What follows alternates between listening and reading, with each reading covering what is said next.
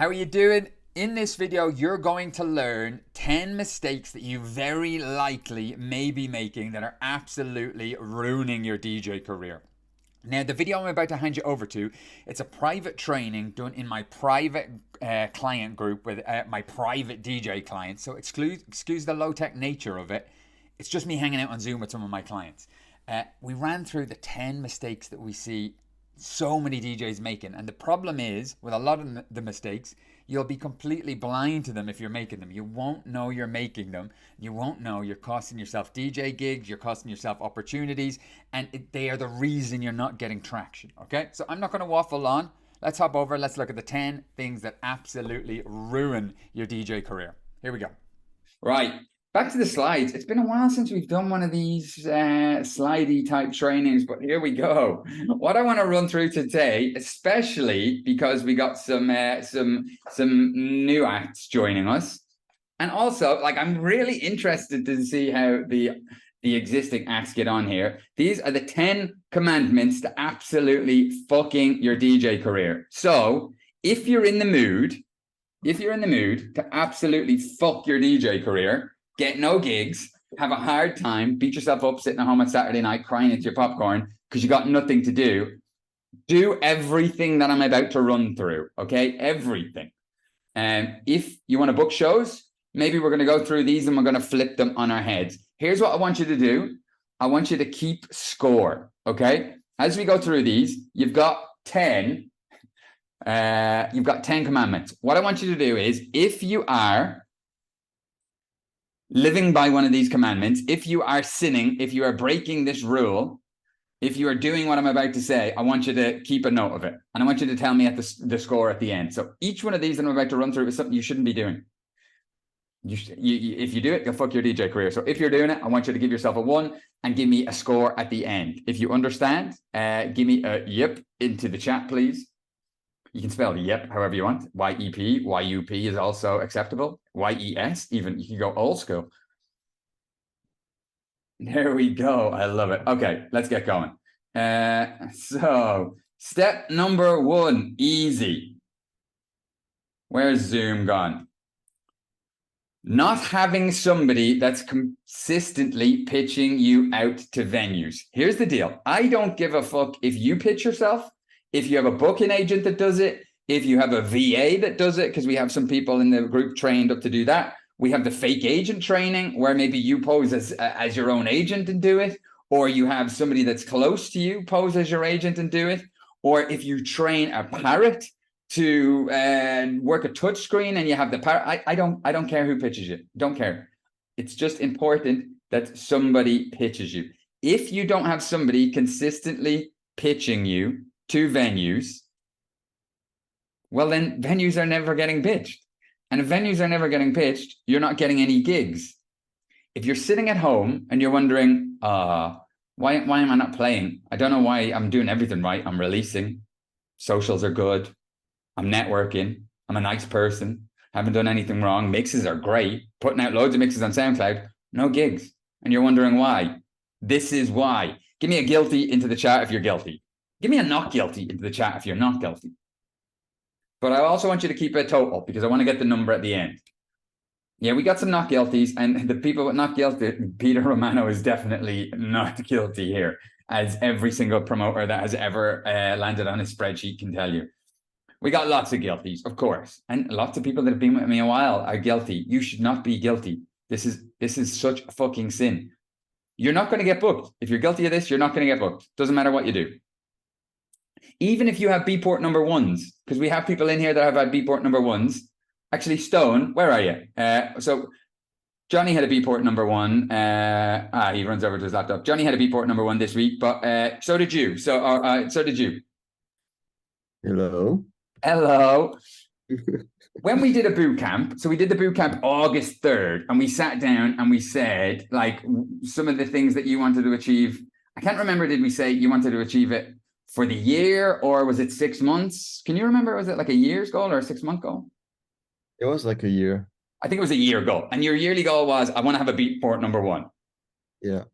And you remember I said to you, like quite often when people have a Beatport number one, they think they're just going to get inundated with lots and lots of booking requests, and the gigs are just going to, it's just going to change their gigs totally. And that's usually not the case. So in reality, there's 50 charts on Beatport. They all have a number one spot every day. So there's 50 people every day that could be Beatport number one. Promoters have no clue who's number one at Beatport. It doesn't really change your bookings at all, unless you use it to pitch people. If you use it to pitch people, it changes the game. But having had a double Beatport number one, it only took you 30 days to that. You sent me the screenshot saying, here I have, I've got two Beatport number ones. Well done, by the way. Did it change the incoming booking requests immediately? No. No, definitely not. But it just increased my like my confidence in more pitching and like showing this on the socials. Yeah, people get to trust you more. So, but yeah, it doesn't give you gigs for sure. But now when you pitch out, you can say I had a Beatport number one last month, and it increases your pitch. Absolutely. I love it. I was so proud of you when you did that, by the way. You absolutely smashed that 30 days. That was legendary. So well done. Thank you, bro. So not having somebody that's consistently pitching it out to venues, even if you're getting Beatport number ones, you need this. Okay. So let's move on. Commandment number 2, only focusing on yourself when approaching promoters. So do you pitch mostly the venues or promoters? It all depends, Ricardo. So let's say if you look at like High Ibiza here, High will manage most of the nights that happen in the venue, but like Glitterbox, they'll book their own nights in High. Afterlife, they'll book their own act in High. And so sometimes you'll approach the venue if they're booking the night. Sometimes you'll pitch the promoter if they're booking the night. You know, Ministry will have their own shows, but then they'll have their own promoters that they invite in. So you'll pitch a mix. So only focusing on yourself when you're approaching promoters. A lot of new people will be thinking, well, who else am I going to focus on? The promoter. So if you're landing into promoters' inboxes and you're like, I'd like a gig, I'd like to come down and play, I really like your venue, I'd really love to get a set sometime, something like this, all of those sentences start with I. And the promoter doesn't care what you'd like. He doesn't even know you. Can I ask into the chat, who's been guilty? Who's pitching promoters in this way? Who's reaching out and saying, hey, I love what you do. I'd love to come down and play. Any sets? I'm interested to get involved. I'm this, I'm that. The promoter is like, you are literally one of 50 DJs that have mailed me the same day. Not guilty, but everybody that pitches my brand totally are. Yeah, 100%. Even I beat the Club News. We don't even have gigs. We just promote them. We get a million DJs. I'd love to come and play Ibiza. Great, cool. What's that got to do with me? There is a solution. We're not going to go over it now. Peter, you're definitely not guilty. Partially guilty for, hey, Indrajit, good to see you, dude. I try to offer something that benefits them, but not always true. Yeah, well, you're already on the right track. Mike isn't guilty. Okay, cool. So we got some guilties and not guilties. Who's guilty? Commandment number 3, taking a no from a booker and then never pitching that booker again. If you've reached out to a booker and you've said, hey, I'd love to come down and play, or I love your event, or whatever way you pitched them, and they said, look, it's not right now, or they ghosted you, or they gave you a rejection of some kind. And then you never pitched them again. You thought, they're not a goer. I'll focus on somebody else. We got lots of not guilties. Have we got guilties? They don't remember you. Keep going. Yeah, not even they don't remember you, but like, maybe that lineup was full. Maybe they didn't know who you were. Maybe they were in a bad mood that day. Maybe a million things, you know? Most of your bookings are not in the first booking. God, imagine if every booker you pitched gave you a gig on the first yes. We'd all be fucking flat out. All of your yeses are in the follow-up, the lead nurture, like Chris said at the start. Now we've got a no out of the way. Let's chat again. Not guilty on the doing. Once they're on the CRM, they can't escape. Jacob, I love you. Okay, this is perfect. Number 4. We're moving on from the bookings here. Letting a lack of content or not knowing what to post hold you back from having great artist socials. And some people that are with me a while, you're guilty of this. I know that you are. So I've got nothing to post. I don't know what to post. And so my socials are shit.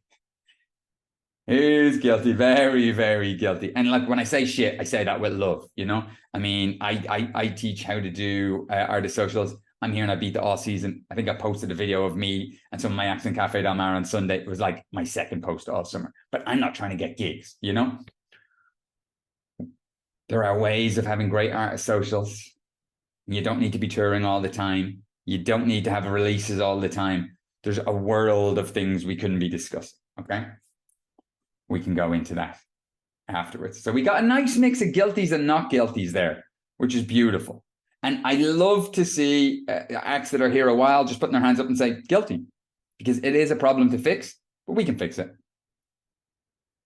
This is interesting. It's interesting to see the people that are here a while and where we're at. Definitely guilty, but more of a reason not being happy with myself. Okay, that's cool, dude. Like I think if it's not happy with yourself or not wanting to be on camera or not wanting to be the subject of the content, or, you know, not wanting the spotlight on you when it comes to the content, that's a really common one. I'm not sure if that's what you mean, but that's a really common one with DJs. And the beautiful thing is you don't have to be the topic of the content. The music can. The music can be like, you're a DJ. Like, your job is to deliver music to the people, and your socials can be just that. You don't even really need to be in it if you don't want to. If you can, great. If you don't want to be, great. Okay, the next one. Who's guilty? Who's not guilty? Using your social media as a flyer dump full of boring artworks or Beatport screenshots that send everybody to sleep. Not guilty. Not guilty. We got, yeah, I'm lots of not guilties. This is a common one at the start. Used to do the Beatport screenshots, but got no interaction. Stop doing that now. Yeah. The only people that don't think I'm guilty, but could be. And you got to post artworks. Like, promoters will send them to you, but if you look at like how the big touring DJs will do it, you know, quite often they'll hide it in a carousel behind an engaging post, or not guilty anymore, but this is how you got me. I think, yeah, but you're a serial promoter, Holly. Like you'll, so we forgive you, but nobody wants to see artwork. You know, the only people that want to see artwork, I've said it a million times, is the people that are on the lineup and the promoters, and maybe the 4 ultra fans that can't wait to go. Everybody else is just like, who gives a fuck? Like, it's just another artwork. It's an event I'm not going to. It's just, nobody cares. It's really not like, and it always does the worst. If you look at artworks on your socials and see, it'll have the least likes, least comments, the least engagement, or look at any big touring artist or any festival or any label and look at the artwork on their socials, and it always does the worst.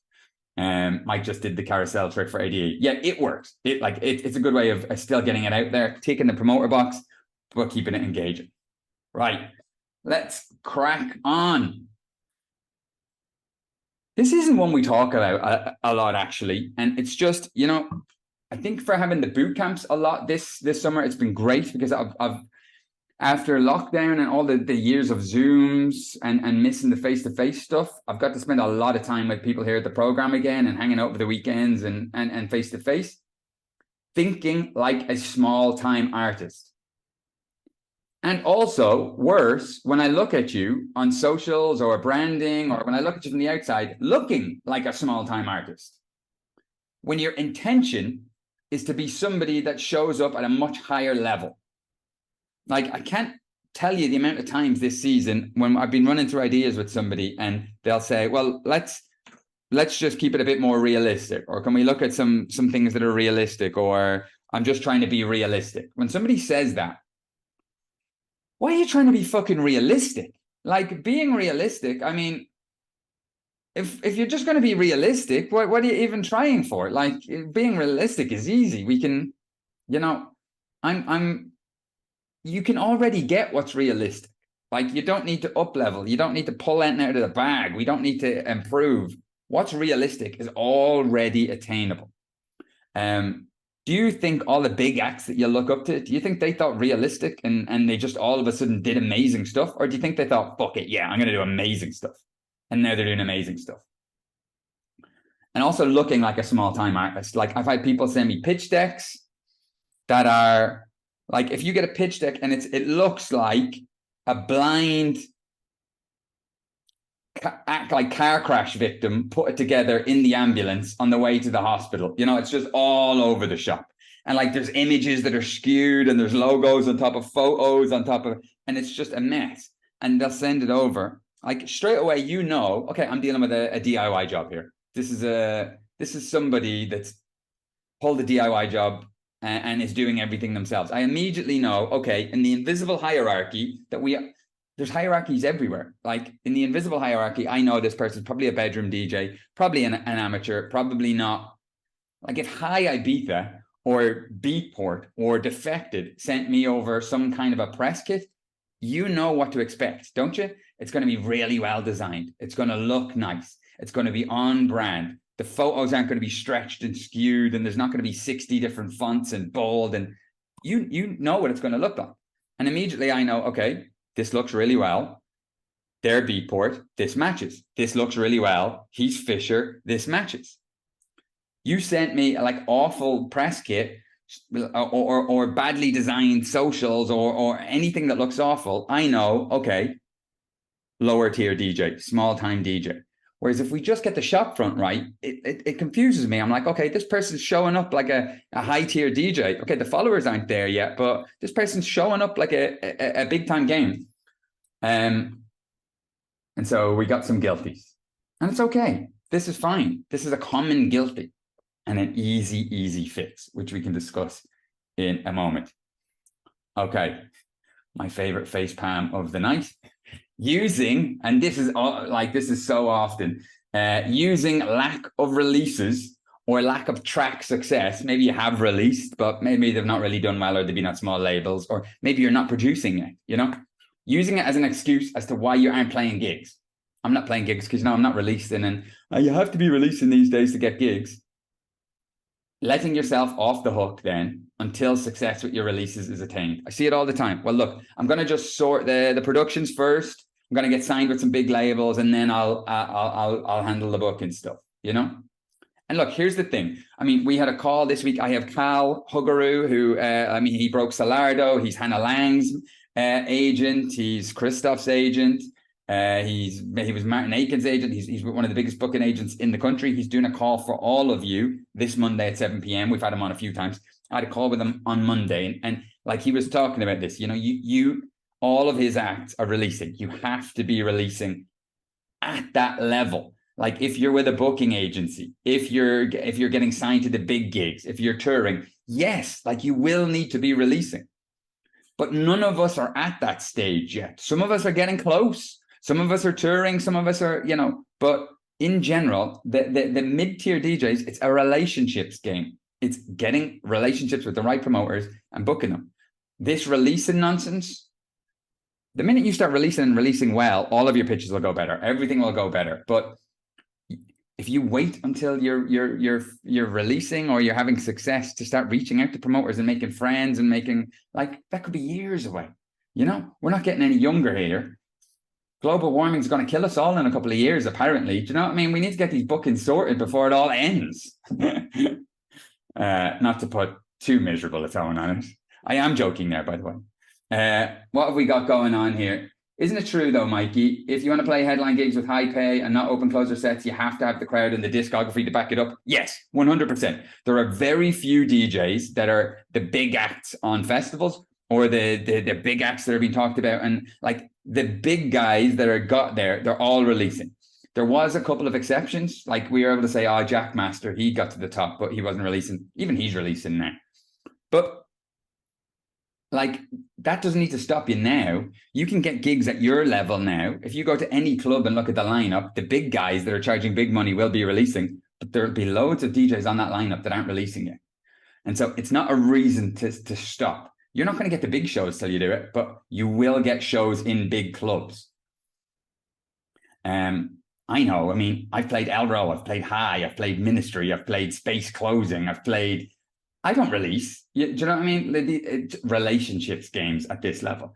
I'm kind of annoyed by myself that I tell myself to make releases to get gigs, and in the meantime, I see DJs that I know are not producing are getting the gigs. Of course, because they can, because at that level, it's more about relationships. You should still learn to produce though, because if you want to get up the ladder, you will need it at a point. So let's crack on to the next one. Where are we at? I don't know what commandment this is. Thinking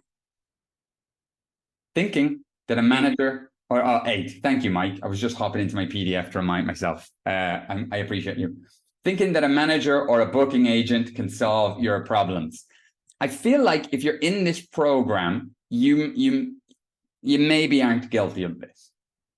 But let me know who's guilty, who's not guilty. Not guilty, never considered. Yeah, guilty for Coob. I think if you're somebody that's come in here to solve an agent, like a booking agent, Arthur, somebody that'll, you know, arrange gigs for you. Guilty-ish. Manager just started, so hard to say. Almost. Okay.